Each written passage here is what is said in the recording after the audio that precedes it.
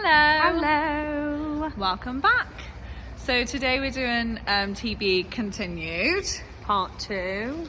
So we're basically showing what happens after the test. So we'd love to say after the test everything just stops and goes away, but unfortunately it doesn't. Far from.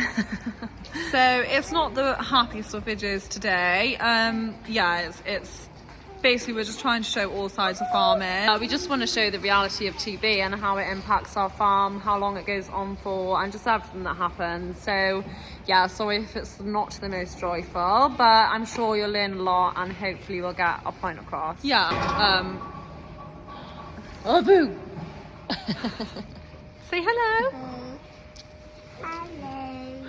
Good girl. Say bye-bye. Bye-bye. Woo! We just really want to show what happens on farms, how distressing it is, because it is a really distressing part of farming. Just going to try and show that today.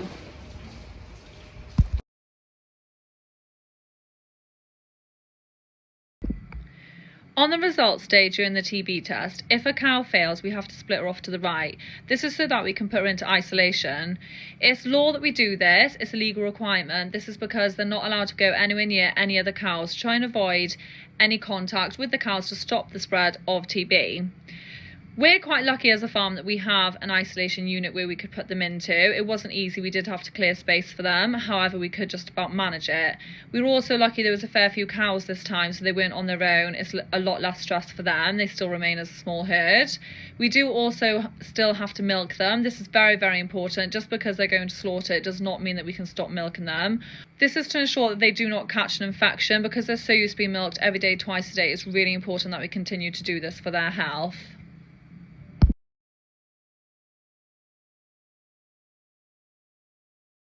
IR stands for inconclusive result, and what this means is when on results day they tested the neck, they decided they weren't quite bad enough to fail but weren't good enough to pass. So basically then they have to look for another form of testing, and they do this through a blood test. So the cows then will get tested approximately a week later. It varies every single time, and they come into the crush and someone from the ministry has to come out and take a blood sample.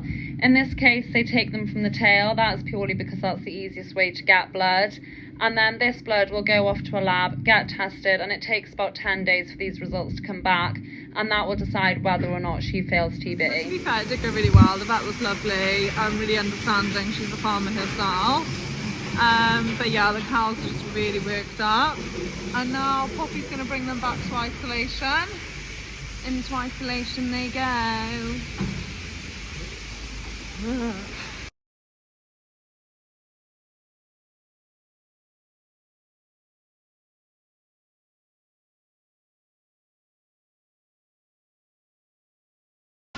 So they're already in isolation, so we bring them through the parlour separately, and then we split them off via the splitting gate, because some aren't pregnant, they're fresh, so they've just gone back to food. The ones that are pregnant are now just in the holding section, waiting to be PD tested. Like I said, even though they have already been done, it's just extra stress on them. We've got to pay for it, which to us is unfair because we've had them tested in the past. So we're on that this morning now. Pointless. If a pregnant cow fails TB, you have to have proof of her pregnancy. Now you have to have done this pregnant test within the last 3 months. As all these cows are 5 months plus pregnant, all their PDs are now out of date. So we've had to pay for a vet to come in to do another PD result.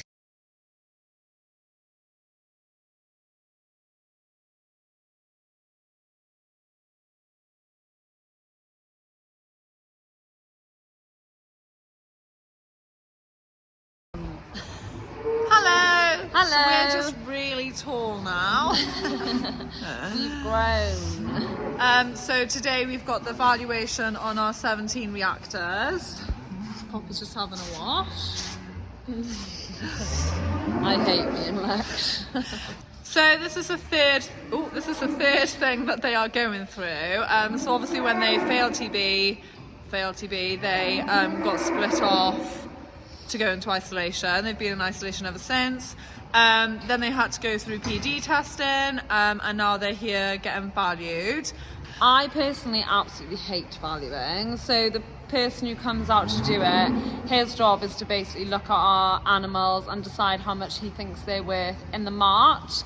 And obviously we would never dream of selling any of these animals, especially the milking cows. We'd never even dream of selling them in the mart. So to us, that valuation is completely pointless. And then they don't take into consideration if any of the cows are in calf. They don't take the fact the calf is obviously going to be going with the cow. They don't take in the fact that all of the milk they produce we won't be getting the money for because they're not going in the tank. So there's loads of things like that aren't taken into consideration. So the whole process is pretty painful because you're basically bartering with someone who doesn't really want to do it either, and it's horrendous. But we do just need to say that the valuator is really nice. He's lovely, but obviously that doesn't. Yeah, we have got a really good one, but it doesn't help. Like, he doesn't like doing this job either. He has a set limit that he can give us for our cows, and yeah. This is 1878 then. The way that we do our valuations is we walk the animal down one by one so that the valuator can have a good look at the cow. This is so that we can get a fair price for the cow that is stood in front of him. Sometimes we will bring the cows in two at a time if they feel like they need company. It doesn't really matter to the valuator, it's just as long as he can see them well enough. So here we've got one steer and one cow. Obviously these will be valued different, they've got different qualities, and therefore he will decide his price based on what he thinks about them. So this steer is 30 months old. He's not quite ready to go yet. If it was up to us, we'd keep him for a bit longer, get him a bit fatter, and then he would go. However, obviously we do not have a choice, so the valuer will give us a price that he thinks he's ready for now, and that's that really. Our cows are absolutely good as gold, which to be honest is part of the reason this whole process is so upsetting, because they have absolutely no idea what's going on. And it is just really hard to watch, but they are really good girls. They just come in, get judged, and then off they go for the day.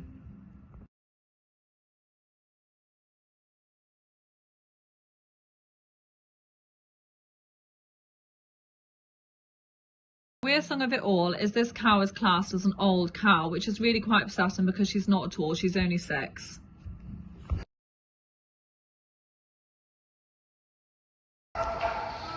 So up until today, kind of like I put it to the back of my head that they're actually going, and so I just kind of crack on with everything that you have to do with them.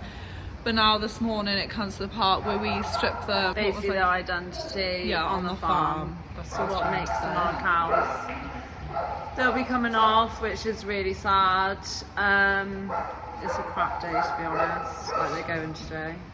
So they're not going until this afternoon, so we'll take their collars off, sort them out, and then they'll just have to wait with silage and bedding, but they'll have to wait then until this afternoon, which is just really horrible for all of us.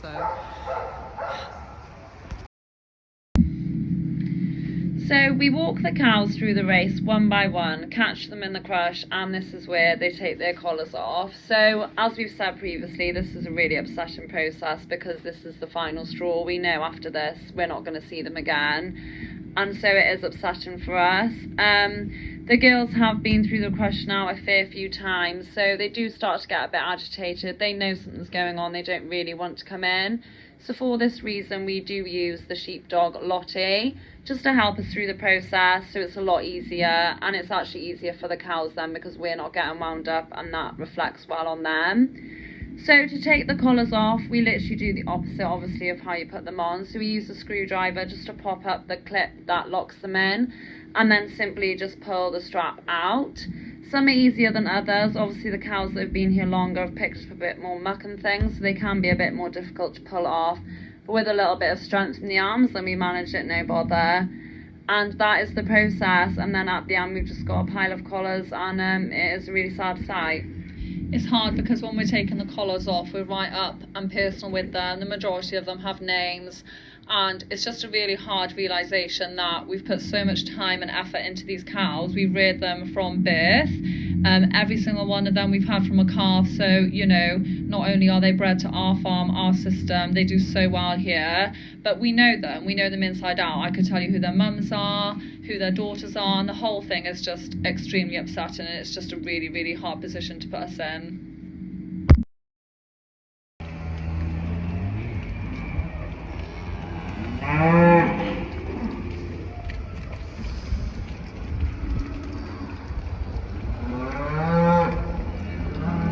Because we have land across the road, we actually have to use a lorry to transfer our cattle and calves and rearing heifers over to the fields during the summer. So most of our livestock is well used to going to a lorry, which actually makes it really sad because they probably think that's where they're heading. Because there are 17 animals going, they will not all fit on the lorry at the same time, so we will do 2 trips. So we did a trip of 10 and then a trip of 7. So this is the end. They are off now. There's nothing else we can possibly do, and bless them, they've just loaded so well, and the whole thing is so sad. But yeah, this is the end of the process for these animals. The original fails. This is the final straw.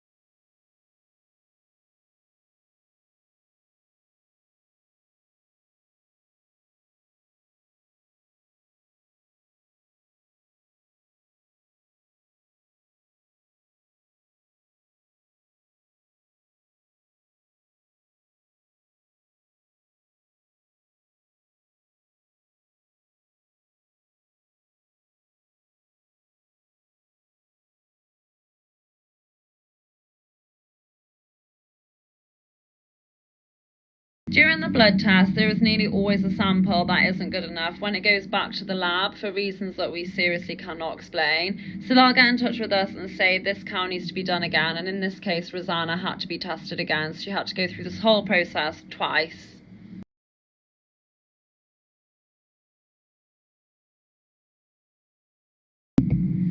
So here they are, the 9 cows that failed their blood test, all sat there really happily, chewing their cud, absolutely no idea what they're about to go through.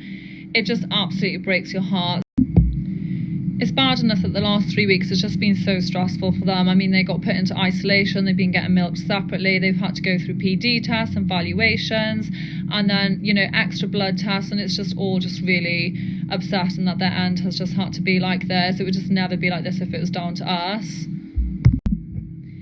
Within this group are some of our best cows, without doubt. They're absolutely gorgeous and we just absolutely love them, and the fact they're going in this way is just really upsetting. And through absolutely no fault of the lorry drivers, these cows have been waiting here for 5.5 hours before the lorry turned up. Like I said, that's not the driver's fault, it's just the way the whole system is organised. We're told they'll be going between 8 and 12, which is already a massive gap, and then they didn't come till 1:30, and the poor girls are just lying there, like Josie said, no idea what's going on, and it's just really unfair for them.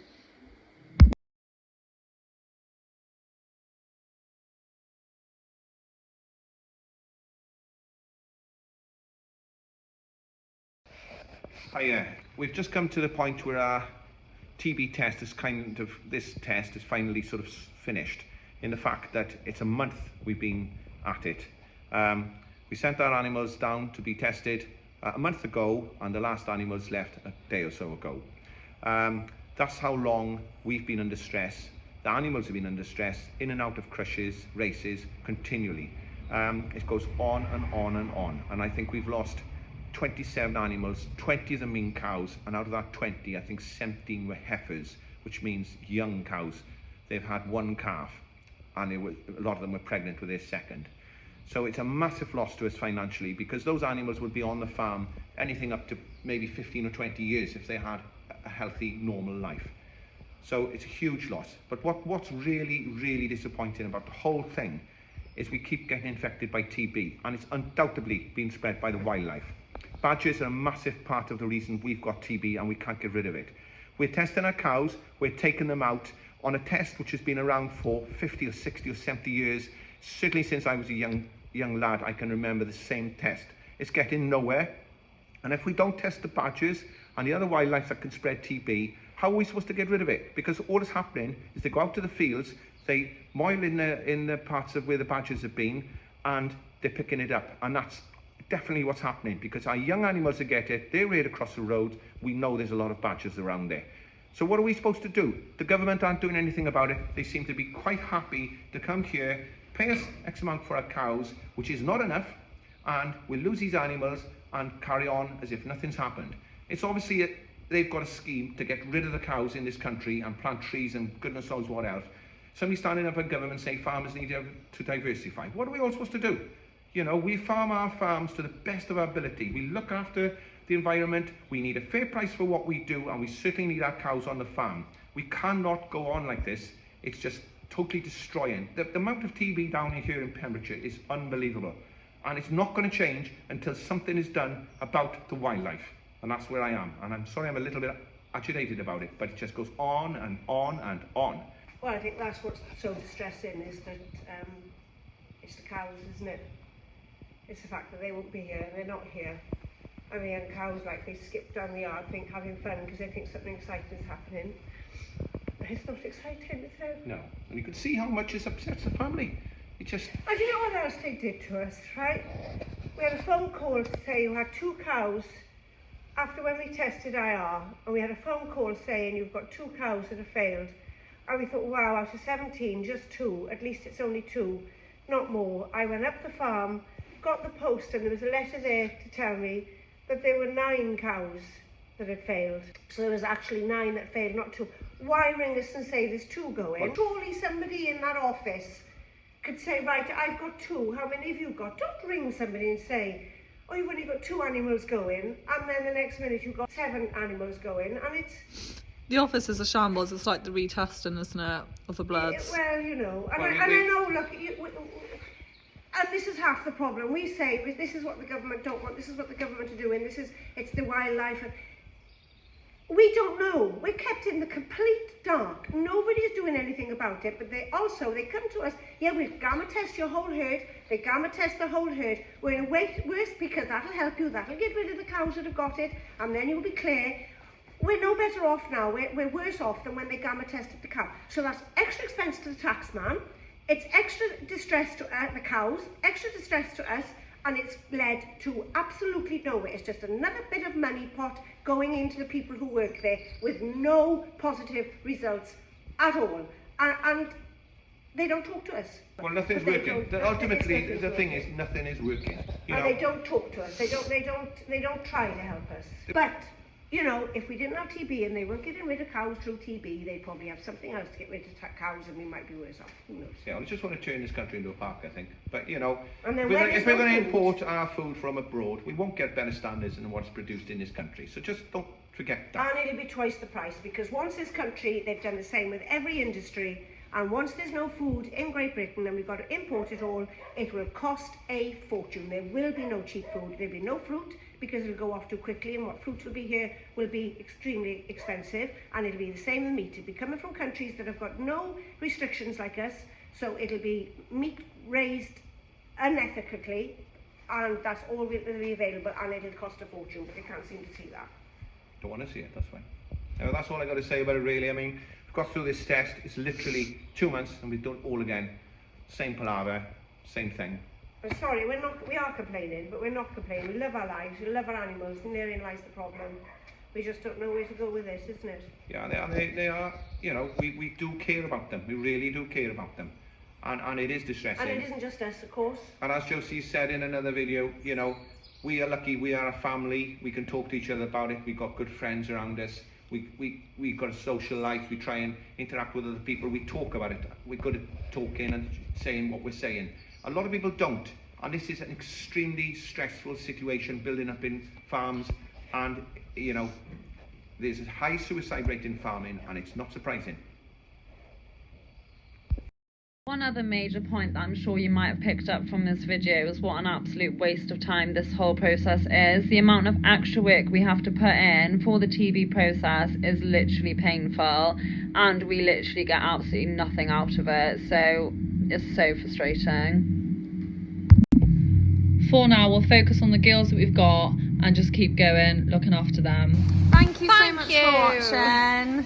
Like we said at the start, we hope you've managed to learn something about TB and about farming and how it all impacts our business, because it is a massive part of the business, as you've probably gathered.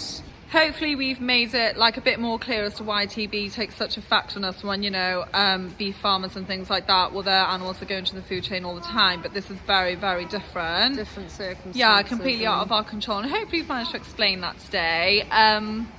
So yeah, we'll be back soon with a really uplifting one just to follow this. Yeah, we'll come back with a joyful and bright video. But yeah, farming 90% of the time is absolutely amazing, but we just had to show a It's little not all section sunshine and there. roses, and Yeah. there's no point pretending it is. So yeah, I hope you've enjoyed a different perspective. See you! See ya!